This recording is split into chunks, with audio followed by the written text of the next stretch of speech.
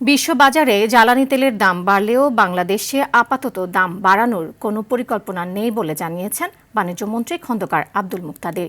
দুপুরে সিলেটের লাক্কাতুরায় চা শ্রমিকদের জন্য দিনব্যাপী ফ্রি মেডিকেল ক্যাম্পের উদ্বোধন শেষে সাংবাদিকদের একথা জানান তিনি।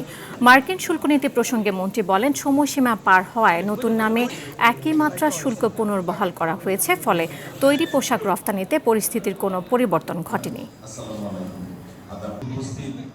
জেলা পরিষদের উপস্থিত আপনারা জেলা এবার আপনারা সাহায্য করছেন জেলা পরিষদের তেলের দাম বাড়লে সেই তেল তো আর রাতারাতি আসে না। গত কয়েক সপ্তাহ যাবৎ দাম কমতির দিকে ছিল, আবার গত সপ্তাহ দেড় সপ্তাহ যাবৎ সেটা আবার আগের ধারায় ফেরত এসেছে। তো এটার আপনারা তো সবাই জানেন যে মূল্যে পেট্রোলিয়াম পণ্য আনা হয় অনেক বেশি ভর্তুকি মূল্যে সেটি সরবরাহ করা হয় না। সরকারের এই মুহূর্তে এরকম কোনো পরিকল্পনা নেই।